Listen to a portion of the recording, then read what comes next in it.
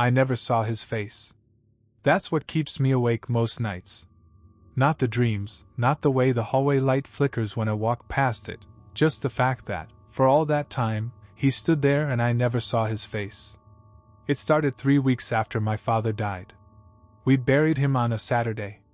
Heart attack in the garage, sudden and quiet, the kind of death you can't even be mad at. There was no one to blame, no pain to focus the grief on. Just an unfinished cup of coffee on his workbench and a car half-waxed in the driveway. I moved back in with my mother to help with the house. She didn't ask me to, but it felt wrong to leave her alone in that place. The house was too quiet without his boots in the hall or his radio murmuring from the basement. Too many empty chairs. The first time it happened was a Wednesday. I'd gone out to the porch around 2 a.m. I do that sometimes, just sit on the old swing with a blanket and try to breathe. The house always feels heavier at night. Like the darkness adds weight. I remember the air was cold. Not freezing, but sharp. I was halfway through a cigarette when I heard the sound, a soft mechanical click, followed by the thrum of electricity. The driveway light had turned on. It's one of those motion-triggered floodlights mounted above the garage. It's always been finicky, never turns on when you want it to. You practically have to dance under it to get it to flicker on. But there it was, burning bright. I sat up straighter. Looked toward the garage. Nothing. No animal, no breeze, not even a tree branch moving. Just a light, humming above an empty driveway. I waited a full minute, maybe 2, staring at the space beneath the garage. Then the light clicked off. I told myself it was a glitch. But the next night, it happened again. Same time. Same sound. The same harsh beam of light washing the cracked driveway in white. I stayed behind the curtain this time. Watching. And I swear to God, there was someone there. At the edge of the light, where the shadows swallowed the grass, I saw a shape. It didn't move. It didn't shift or sway. It was just there, like a coat hung on nothing. But even from that distance, I could tell it was watching the house. I held my breath, and it vanished. No footsteps. No rustling. Just gone. I didn't sleep that night. In the morning, I checked the garage. Everything was normal. The light, the wiring, the sensor, nothing was out of place. But I couldn't shake the feeling I'd seen something real. That night, it didn't happen. Nor the one after. But on Sunday, my mother said something strange over breakfast. "You should stop going out there," she said, her eyes fixed on her tea. "Some things find you easier in the dark." I asked her what she meant, trying to keep my voice calm. She didn't look up. Just sipped her tea and whispered, "The light isn't for us anymore." I thought it was grief talking. But something in her voice made me drop the subject. That night I stayed inside. The light never came on. But I started hearing footsteps in the hallway. Quiet, measured, like someone walking barefoot past my door. That's when I remembered something I hadn't thought of since the funeral. The coroner said my father had fallen against the garage floor. His head had hit the concrete. And the last thing I heard that night, before I finally passed out, was a slow, deliberate knock from the front door. Not the bell. Just one knock. Followed by silence. I didn't answer the door. I sat there, frozen on the edge of my bed, barely breathing. The knock had been soft, almost polite. Like someone didn't want to wake the whole house. But it was the timing that made it worse. 2:13 a.m., the exact minute the driveway light always used to come on. After a while, I crept down the stairs. No footsteps. No creaks.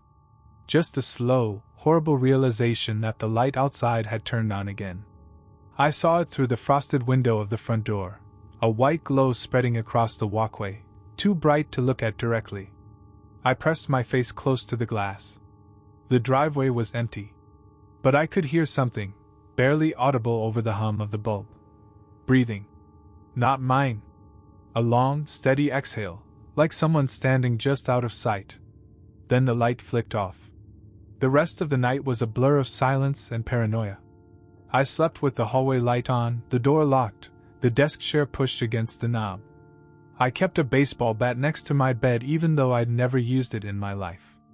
The next morning, I told my mom everything. She listened, didn't blink.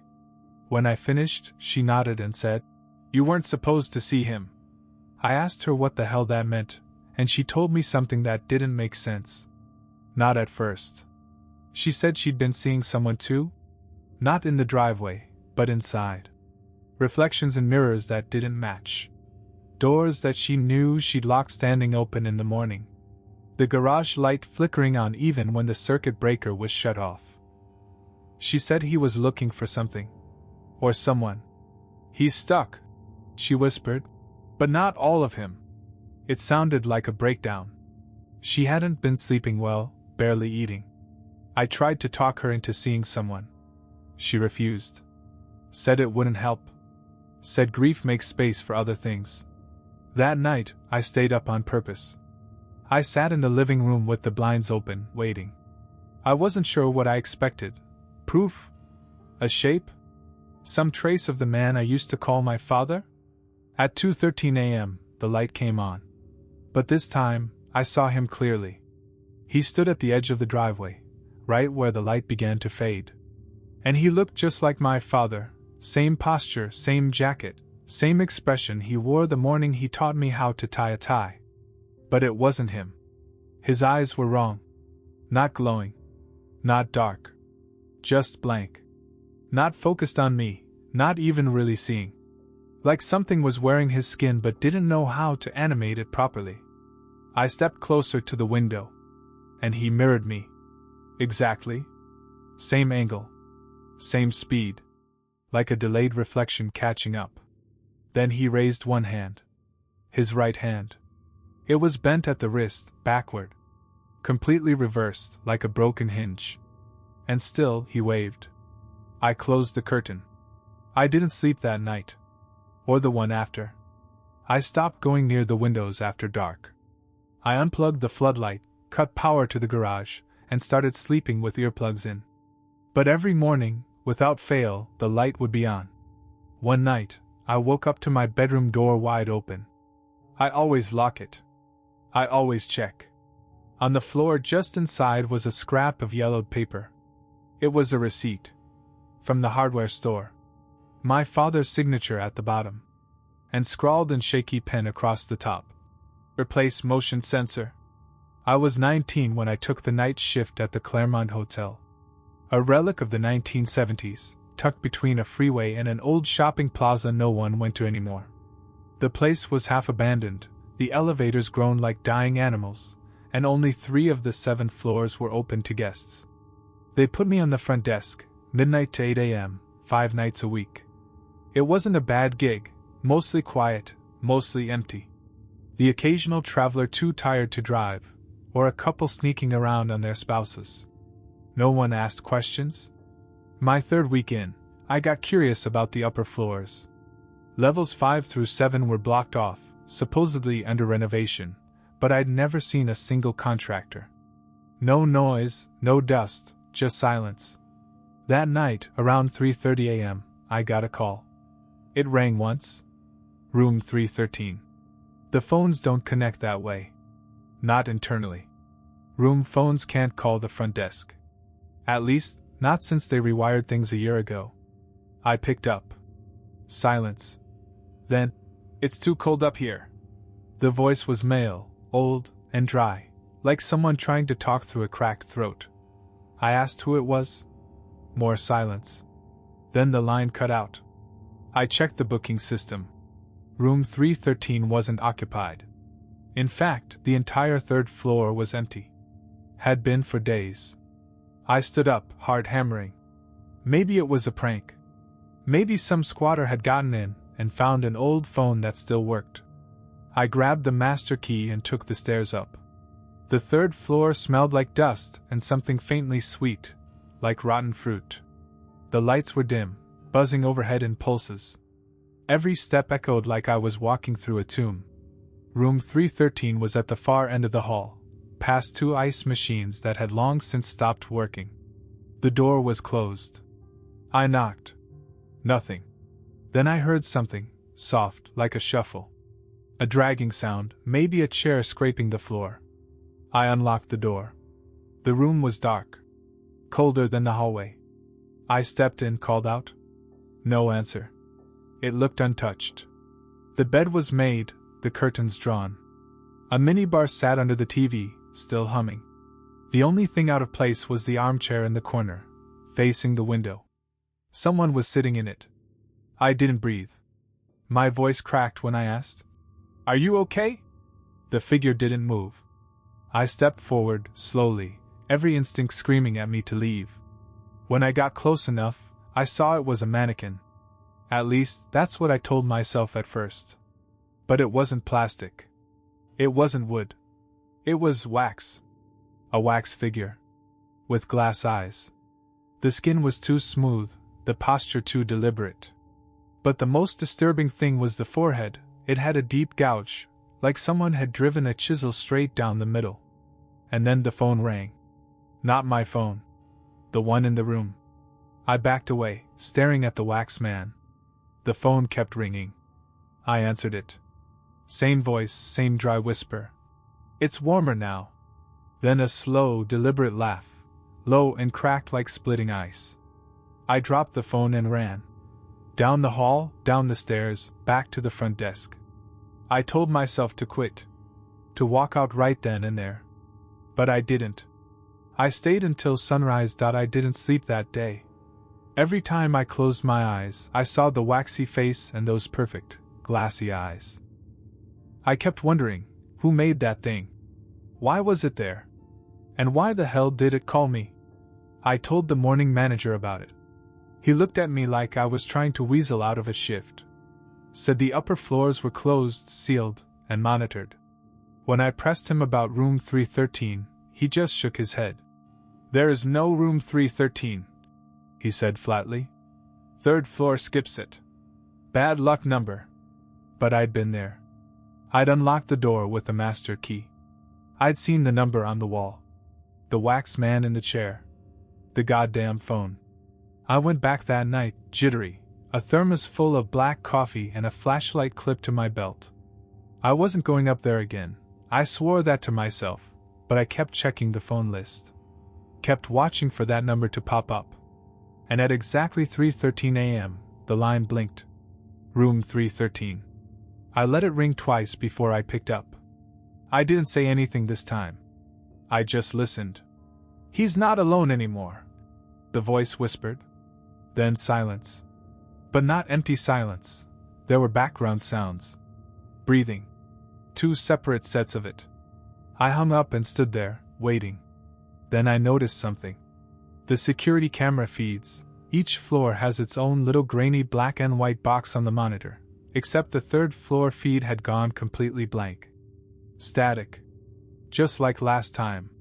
I flipped through the cameras, praying I'd missed something, that the power had just glitched or the feed was down. Then I saw it. One of the lobby cameras had picked something up. Movement. A man was stepping off the elevator. I leaned closer, squinting at the low-res footage. It was the wax man. Moving. Same posture, same jacket, same broken, gouged head. Only now he was walking, slow and deliberate, down the hallway toward the staff break room. I could barely breathe. I locked the front door, grabbed the emergency flashlight, and locked myself in the supply closet. I didn't hear footsteps. No dragging. No whispering. Just silence. But when I finally worked up the nerve to check the lobby again, 15-20 minutes later, he was gone. Completely. No wax stains. No smell. No sounds. Just gone. I quit the next morning. Told them I'd had a family emergency. Packed my things and left without saying goodbye. That was 6 years ago. Sometimes, I still check online to see if anything's changed at the Claremont. Last month, I finally found something. A post on a message board, deep in some ghost hunting forum. Someone had stayed there. Just once. They posted a blurry photo of a hallway mirror. And in the background, barely visible, was a reflection. A figure slouched in a chair, glass eyes glinting in the dark. A wide, permanent smile carved into wax. The post was short. It just said, "Room 313 doesn't exist," but it answered when I knocked. And the last comment? "It always picks a new chair." I used to work night maintenance at a medical facility downtown. Nothing fancy, mostly paperwork and patient files, though there was a small surgical wing that still ran emergencies. My shift was 11 p.m. to 7 a.m., 5 nights a week. Graveyard. Literally. The place always felt too quiet after midnight. The kind of silence that builds pressure in your ears, like you're submerged in something. My job was mostly routine: check the boiler, monitor the security feeds, walk the halls once every hour. But one night, I heard a sound I couldn't place. It came from the ductwork. A low, scraping shuffle, like someone crawling through metal. At first, I thought it was just the building settling. Hospitals groan, especially old ones like this. But the noise was rhythmic: 3 scrapes, pause, then a thump. Over and over again. Always in the same spot above the admin wing. I mentioned it to Dr. Keller the next morning. She looked up from her coffee, tired and pale, and said, "Yeah. We've heard it too." That surprised me. I figured they'd tell me it was rats, or maybe air pressure. But she didn't even pretend to explain it away. "Don't go in the ducts," she added. That's all she said. So naturally, the next night, I brought a ladder. I waited until 3 a.m., that's when the sound started. Always the same: 3 scrapes, 1 thump. Like someone dragging themselves through the metal. I climbed up and popped the ceiling tile. The air vent was barely wide enough to fit a person, but there were hand smudges on the metal, greasy, human handprints. Fresh. I didn't go in. But I started timing the sounds. They were moving, heading toward the south wing, toward the morgue. The idea of someone hiding in the vents, moving around at night, made me sick. But there were no missing patients, no signs of break-ins. I checked every door, every window. Nothing. The sound came back the next night. And the next. Always around 3 a.m. One night I got bold. I left my phone recording and slid it into the vent near room 42. The next morning, I played it back. At 3:11 a.m., clear as day, the sound began: scrape, scrape, scrape, thump. Then, about 3 minutes in, there was a voice. Hoarse, male, low and pained. It said, "Don't look up." That's all. Just those 3 words, whispered directly into the duct. I didn't sleep for 2 days. I should have quit. That would have been the smart thing. But instead I doubled down. I started tracking the noises more obsessively, jotting down the times, locations, even temperature changes. And I noticed something: the sounds always stopped when someone else walked near the admin wing. Like whoever, or whatever, was up there didn't want to be heard. Except by me. I brought it up to Dr. Keller again. I expected her to brush me off. But she didn't. Instead, she asked, "Have you seen anything yet?" "Seen what?" She hesitated. "There's an old file in the archive room. You'll need the red key." That night, around 4 a.m., I unlocked the records room and found the file, thin, faded, marked simply, Incident 313A. Inside were a few typed sheets and 1 Polaroid. The report was from 1987. A patient, name redacted, had gone missing from the psych ward during a power outage. The assumption was escape, until they found the body weeks later, decomposing inside the air ducts. He'd wedged himself near a ventilation node. Post-mortem notes claimed something strange. The body's position suggested crawling inward, not out. Toward the vents, not away from them. But it was the Polaroid that chilled me. It showed the vent grate pulled off. Scratch marks around the edges, bloody, frantic. But if you looked closely at the top of the frame, near the upper corner, you could make out something reflected in the metal. A face. Pale, stretched too long, just barely human. No one in the report mentioned it. I stared at it for maybe an hour before I put it back. I locked the room. I threw up in the staff bathroom. That was the night I stopped using the hallway near room 42. But I still heard the sounds. And then, one night, I made a mistake. I stayed too long by the vent. I was doing my rounds, trying to pretend I wasn't terrified. I passed by room 42 just as the sound started up. Scrape, scrape, scrape, thump. And I froze. I didn't move. I just stood there and stared up at the ceiling, heart pounding. Then, for the first time, the sound stopped halfway through. No thump. Just silence. And then, a breath. Right above me. Heavy. Wet. It was listening. Then came the voice, louder this time. Don't look up. But I did. There, through the slats of the vent, something watched me. Two eyes, too wide apart, glowing faintly green in the dark. No eyelids. Just orbs, glassy and still. And then it moved. Fast. The vent above me bulged like something slammed against it from inside. The metal warped. Screws dropped from the frame. I ran. I didn't stop until I was outside, vomiting on the loading dock, my ears ringing. I quit that night. Dr. Keller didn't ask for an explanation. She just nodded and told me she understood. They've since closed off that wing of the hospital. Renovations, they say. But sometimes, if I drive past the building late at night with the window down, I swear I can hear it. Scrape, scrape, scrape, thump. And in my dreams I hear that voice again and again, whispering from just above my head. You looked. I first noticed her when I was 11. We lived in a small, one-story ranch house just outside of town, surrounded by empty lots and overgrown trees. My room faced the backyard, a thick wall of brush and dark sky. The first night I saw her, I thought it was a trick of the light. I'd woken up around 2 a.m. from a nightmare I couldn't remember, and I looked toward the window automatically. That's when I saw her. She was standing just beyond the glass. Not moving. Not knocking. Just standing there, watching. I froze. My brain tried to make it something normal, a coat on a tree branch, maybe a shadow, but it wasn't. It was a woman. White dress. Long dark hair. Her face was pale and too flat, like her features hadn't fully formed. Like someone had tried to sculpt her face and stopped halfway. I stared at her. She didn't blink. Didn't breathe. I pulled the covers over my head and waited for morning. When I finally looked again, she was gone. I told my parents. They said I had an overactive imagination. That it was probably a dream.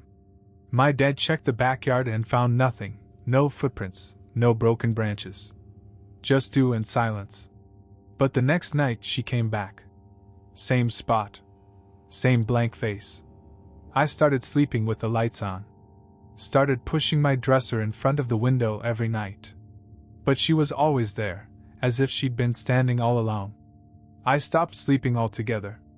Eventually, I convinced my parents to let me switch rooms. I moved to the guest room at the front of the house. No more windows facing the woods. No more late-night shadows. For a while it worked. I started sleeping again. I started to feel normal. Until the night I woke up to find her reflection in the bathroom mirror. She wasn't behind me. She wasn't anywhere in the room. Just a mirror. Standing in the same posture, watching from a place that wasn't mine. Her mouth opened slightly this time. No words. Just a twitch, like she wanted to speak but had forgotten how. I ran back to my room, heart pounding, and didn't leave until daylight. It kept happening. Mirrors. Dark windows. Any surface that could reflect. She never moved. Never got closer. But she was always looking.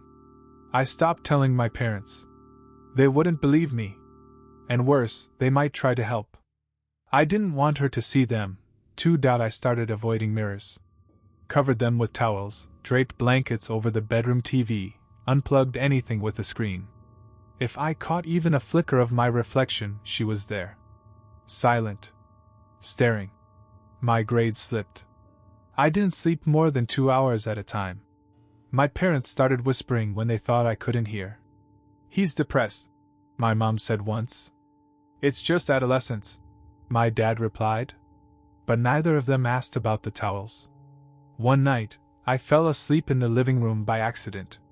No covered mirrors there. I woke up gasping from a dream I couldn't remember, sweat slicking my back, and I saw her in the blank screen of the turned-off TV. This time, she wasn't standing still. She was mouthing something. Over and over again, her lips moved soundlessly. I leaned closer, against every instinct in my body, trying to read what she was saying. It looked like, "You're almost out." The room went cold. I ran outside barefoot, didn't care about the frost, didn't care about the time. I sat on the porch until sunrise, eyes fixed on the ground. I knew then it wasn't just hallucination. It wasn't a dream. Something had followed me from that window. Something had found a way to echo through reflection, like glass was a doorway she was learning to open. When I turned 16, we moved. My dad took a job 3 hours north, and I didn't argue. New house, 2 stories, smaller windows. I didn't ask for the attic room, even though I liked it. I asked for the basement. No windows down there. No reflections. It worked. For a while. 3 weeks in, I passed the storefront window while walking home from school. Didn't mean to look. Just glanced out of habit. And there she was. Not standing still anymore. Walking. Closer than ever. She was barefoot. Her dress looked wet, clinging to her limbs. And her eyes, no longer blank, were wide and fixed on mine. The worst part? She smiled. It was the first time she'd ever moved that way, like she was excited. I screamed. Fell into the street. A woman helped me up and asked if I was okay. I lied and said I was dizzy. I started wearing mirrored sunglasses, hoping to trap her. Started recording myself while I slept. Started hearing her voice in places where it didn't belong, shower drains, the hum of my computer fan. Almost out. She's been with me ever since. I've moved 3 more times. Changed cities. Broke every mirror in every apartment I've rented. Still, she finds me. Through windows. Through black glass. Through the reflection in a coffee spoon. I sleep during the day now, when the world is bright and reflections blur. I've learned to keep lights harsh and angles sharp. But tonight something changed. I turned off my phone before bed, totally off, not just locked. I left it face down. And when I woke up, it was on. Face up. Camera open. Flash still warm. The last photo on it? My bedroom. Me asleep. And her, standing by the bed, reflected perfectly in the screen. No more glass. No more barrier. She's not looking through anymore. She's in.it started with a text. Just one. At 2:41 a.m. I was lying in bed, half asleep, phone face down beside me. When it buzzed, I thought it was a spam notification or maybe an update alert, but when I picked it up, it was from my brother. Which was impossible. Derek had been dead for 2 months. The message was short. It's not as empty as you think. That was it. No sender name, just the number I knew by heart, his old one. The same one I deleted after the funeral because seeing it in my contacts made me feel like my stomach was turning inside out. I stared at the screen, my thumb hovering over the reply bubble, then locked the phone and set it down. I didn't sleep the rest of the night. Just stared at the ceiling, listening for I don't even know what. The next morning, I told myself it was a prank. Someone spoofing the number. Maybe a sick joke, or a glitch in the carrier system. Happens, right? Except it didn't stop. The next night. It's not just the dark. The one after that. Don't open the door. Each time, it came at 2:41 exactly. Each time, from that number. I didn't respond. Not once. I didn't block it either, though I told myself every day that I should. I kept checking online for ghost texts, phantom signals, anything that could explain it. All I found were forums full of people who either laughed it off or said, "Talk to him. He's trying to tell you something." But Derek wasn't trying anything. Derek was dead. I saw the wreck. I held my mother while she screamed into my coat. There wasn't a chance in hell this was real. And yet it kept going. By night 5, the message changed tone. Why won't you help me? It hit different. Like whoever, or whatever, was behind the messages had started to get frustrated. I began to hear noises in the house around the same time each night, soft creaks, like footsteps overhead, and once, the door to the hallway bathroom shut on its own. The texts didn't stop. Night 6. He's not done with me. I threw the phone across the room that time. It didn't break, just slid under the dresser. I left it there till morning. Night 7, the message didn't come at 2:41. It came at 2:39. Then again at 2:40. Then 2:41. 3 messages. 3 different ones. He's watching you now. Don't go near the basement. You have to remember what happened. I hadn't told anyone, but that last one, that last line cut deep. Because the thing is, I don't remember what happened. Not the full story. Not that night. Derek died in a car crash. I was supposed to be with him. That part's always been foggy. My parents say I bailed last minute, but I've always felt like that was just what I told them. I don't remember why I didn't go. Only that I was supposed to. Only that when the police arrived at the scene, there were 2 coffee cups in the front console. And only one body. I didn't go to work the next day. I didn't eat. Didn't speak. Just sat on the edge of my bed with my phone in my hand, waiting. My hands were shaking so bad I almost dropped it. Every creak in the house, every shift in the floorboards made my skin crawl. At 2:38 a.m., the phone buzzed. Then again at 2:39. Then again at 2:40. 3 short messages, each one colder than the last. Go to the basement. He's down there. You left me. The last one broke something in me. I hadn't cried since the funeral. I hadn't let myself. But seeing those words, the accusation in them, made my throat close up. I stood. Walked down the hallway like I was in a trance. Each step toward the basement door felt heavier than the last. The house was silent. The kind of silence you feel in your lungs. I opened the basement door and flipped the switch. The bulb buzzed once, flickered, and died. Of course it did. I stood there for a moment at the top of the stairs, the dark yawning below like a mouth. Then my phone buzzed again. One word. Now. So I went down. Slowly, one hand trailing the wall, heart hammering in my chest. Each step creaked. Halfway down, I started to smell something, faint and chemical, like motor oil and scorched metal. It reminded me of the crash site. The basement was colder than it should have been. And the air felt tight. Like it didn't want me there. I reached the bottom and turned on the flashlight. The beam caught dust swirling like smoke in the still air. And then I saw it. In the corner, behind the water heater, something had been carved into the wall.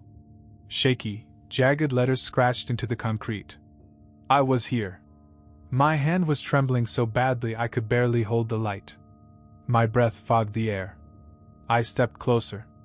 That's when I noticed the marks beside the writing. Fingernail scrapes. Not paint. Not marker. Just raw scratches dug into stone. Over and over. Some deep enough to catch your fingertip in. And just below the message, a dark shape on the floor. I leaned in, light shaking in my grip. It was a phone. Old. Cracked. Derek's phone. The one they never found. I picked it up. The screen blinked once, then died. Completely dead. But something inside it felt warm. Like it had just been used. My phone buzzed. I looked down. A new message. But not from Derek. This one was from a contact I didn't recognize. A number not saved in my phone. He's not Derek anymore. I turned to run, and something grabbed my ankle. Not a hand. Something cold and smooth. A pressure that wrapped, not squeezed. I kicked free, stumbled up the stairs, and slammed the door behind me. I've never opened it again. I moved out a week later. Haven't been back. But I still get the messages. Now they come at random times. Morning, afternoon, middle of the night. They're not words anymore. Just strings of numbers. GPS coordinates. Timestamps. A countdown, maybe? And images. Photos of my house. From the backyard. From just outside my bedroom window. From inside the mirror above my dresser. Last night, the message was a video. Just 10 seconds long. It was me asleep. And something standing in the doorway. Watching. Still. Silent. Waiting.